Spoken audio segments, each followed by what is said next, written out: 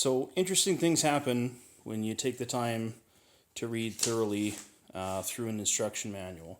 So we can see I found an old one here. I think this is a 1918 copy of a manual for the Kempsmith milling machine here.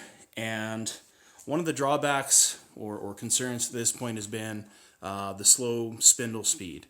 And I said in one of my other videos that I was going to be fairly limited to what I could do. Now, the spindle speed indicator plate, for lack of a better term, on the back here gave a breakdown of the machine running in single back gear, double back gear, and then open spindle.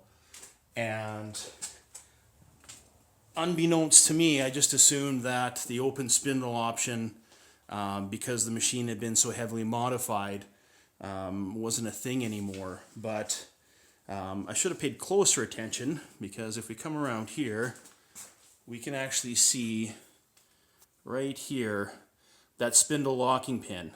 So what happens there is when you pull it out, that allows the back gears to be engaged and run the front gear here and the rear gear independently of the spindle drive shaft.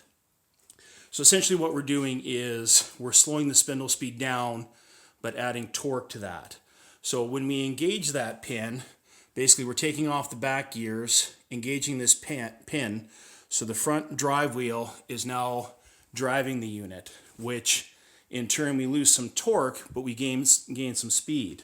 So doing that now, and I'll flip it on, it might be a little bit loud here.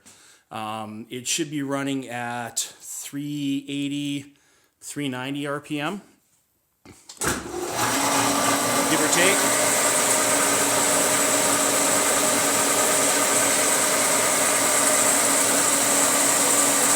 So you can see there's quite a difference. So that's going to give me a little bit more versatility than what I had before. So I'm still going to rely on some larger bits. And material-wise, I'll probably still be restricted. The one good thing about this is using that formula, cut speed times 4 divided by the diameter of your cutting bit, is kind of a rough guide. And my hope is, because this machine is quite large, quite rigid, so long as I'm using decent cutters, I should be able to get away with running some smaller cutters here on a bit lower RPM. And just adjusting my feed rate. So that was a bit of an oversight on my part, not having that pin engaged and not running the back gears. So another thing is that it does run quite a bit quieter. You can see this is the back gear shaft here that runs sliding gears on the back.